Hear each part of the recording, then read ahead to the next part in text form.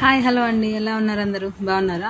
ఈరోజు స్పెషల్ వచ్చేసి summer special అండి. ఇది దోసకాయ పచ్చడి.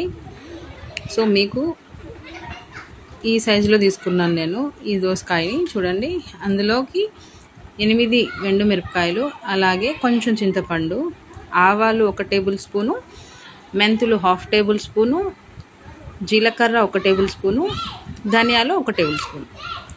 సో ఇందులో చింతపండు చూడండి, నేను కొంచెమే తీసుకున్నాను. సో మీకు క్వాంటిటీకి మీకు కారం స్పైసీ ఎక్కువ తినే వాళ్ళైతే ఇంకొంచెం వేసుకోవచ్చు. సో మా ఇంట్లో పులుపు తక్కువ తింటారు కాబట్టి నేను కొంచెమే తీసుకున్నాను.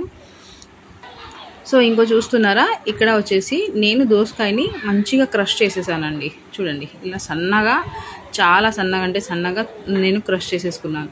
దీనివల్ల ఏంటంటే మనకి మగ్గడానికి చాలా టైం సేవ్ అవుతుంది, అలాగే చాలా మంచి టేస్ట్ వస్తుంది. చింతపండుని చూడసారా నేను వాష్ చేసుకొని నానేసుకున్నాను. అలాగే ఒక బాండిల్ పెట్టుకొని గ్యాస్ మీద, సో మనము ఎండు మిరపకాయలని మంచిగా రోస్ట్ చేసేసుకున్నాం.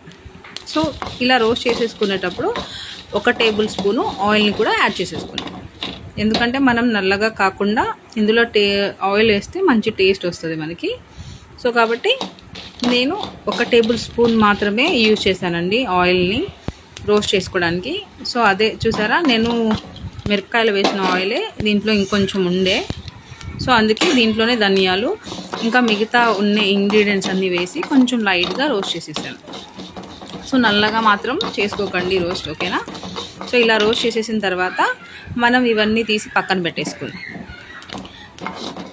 ఓకేనా? మంచిగా రోస్ట్ చేసేసుకోండి. ఇలా మనం మంచిగా రోస్ట్ చేసుకున్న తర్వాత ఇదే బాండీలోను మనం ఒక 2 టేబుల్ స్పూన్ ఆయిల్ని వేసేసుకొని, సో మనం క్రష్ చేసి పెట్టుకున్న దోసకాయని వేసేసుకుందాం, ఓకేనా? సో ఇలా వేసుకున్న తర్వాత దీంట్లో వాటర్ కన్సిస్టెన్సీ ఎక్కువ ఉంటుంది కాబట్టి మనము ఈ దోసకాయ నుంచి ఆయిల్ సపరేట్ అయ్యేంత వరకు మనం మంచిగా మగ్గించేసేసుకోవాలి. ఇలా మగ్గించేసుకోవడం వల్ల టేస్ట్ సూపర్ అంటే సూపర్ ఎమ్మీగా వచ్చిందండి నాకైతే. మీరు ట్రై చేయండి. దోసకాయ అంటే ఇష్టం లేని వాళ్ళు ఈ రెసిపీని ట్రై చేయండి. డెఫినెట్లీ లొట్టలు వేసుకుంటూ తింటారు, చాలా బాగుంది. సో అలాగే నిల్వ కూడా ఉంటుందండి. మనకు ఫ్రిడ్జ్లో స్టోర్ చేసుకుంటే 15 రోజులు మాత్రం డెఫినెట్లీ మనకు నిల్వ ఉంటుంది, ఓకేనా? ఇలా చూసారు కదా, నేను దీంట్లో ఉప్పు కూడా యాడ్ చేస్తున్నానండి. మళ్ళీ ఉప్పు వేయలేదు కదా అని అంటారనేసి నేను ఉప్పు కూడా, ఇదిగోండి, ఇలా మగ్గిపోవాలి మంచిగా. మనం సిమ్లో మనం మగ్గిచ్చేసుకుంటే ఇలా ఆయిల్ సపరేట్ అయిపోతుందండి. చూడండి, ఇలా ఆయిల్ సపరేట్ అయినంత వరకు మనం మగ్గిచ్చేసుకోవాలి. సిమ్లో కాకుండా మనం హై ఫ్లేమ్లో పెట్టుకుంటే మంట చూసారా ఇలా మాడిపోతుంది లేకపోతే. సో కాబట్టి ఇలా సిమ్లో పెట్టుకొని మంచిగా మగ్గిచ్చేసుకున్న తర్వాత, నాకు ఇది మగ్గడానికి ఒక 2 మినిట్స్ టైం పట్టింది సిమ్లో కాబట్టి. సో మనం ఇవన్నీ, నేనైతే దంచుకుంటే మంచిగా టేస్ట్ వస్తుందని చెప్పారు కాబట్టి నేను దంచుకున్నానండి. మీకు అవైలబుల్ లేకపోతే మీరు మిక్సీకైనా వేసుకోవచ్చు, ఓకేనా? చూసారా, నేను ఇవన్నీ వేసి మంచిగా దంచేసుకుంటున్నాను.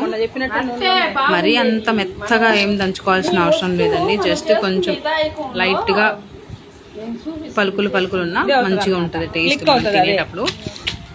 చూసారా, నేను దీంట్లో అన్నీ ఇట్లా మంచిగా వేసేసుకున్నాను. అలాగే దీంట్లో మనం వెల్లుల్లి కూడా వేసుకోవచ్చండి, అది ఒక టేస్ట్, మంచి టేస్ట్ వస్తుంది.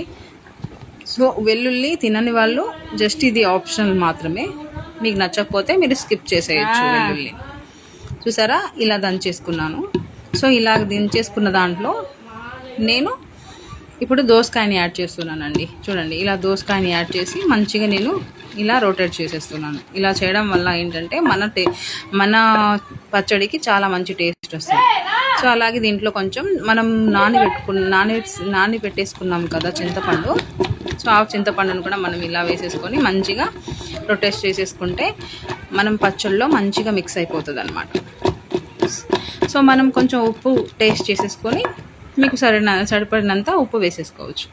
చూసారా, ఫైనలీ ఇలా వచ్చింది. సో దీన్ని మనం పోపు వేసేసుకుందాం, ఓకేనా? మనకు పోపుగా ఏం కావాలేదండి. కావాలంటే దీంట్లో మనం ఒక 1 టేబుల్ స్పూన్ ఆయిల్, సో అలాగే దీంట్లో మనకి పోపు దినుసులు, మీకు అందరికీ తెలుసు కదా పోపు దినుసులు అంటే. సో అలాగే చూసారా, నేను వేసింది ఏం లేదు, అందులో పోపు దినుసులు మాత్రమే వేసాను. అలాగే కొంచెం 2 రెమ్మలు కరివేపాకు వేసాను. సో కరివేపాకు కూడా మనం హెల్దీ కదా మనకి, సో కాబట్టి కరివేపాకు వేసాను. చూస్తున్నారా, ఇలా మంచిగా మనకు పోపు మంచిగా రెడీ అయిపోయిన తర్వాత మనము దంచి పెట్టుకున్న పచ్చడిని దీంట్లో యాడ్ చేసేసుకొని జస్ట్ అలా కలిపేసుకొని నింపేసుకోవచ్చు.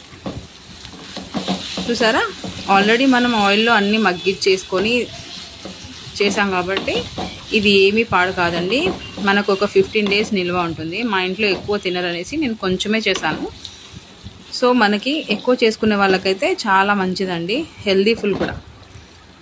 మీకు కానీ నచ్చితే సబ్స్క్రైబ్ చేసుకోవడం మాత్రం మర్చిపోకండి, ఓకేనా.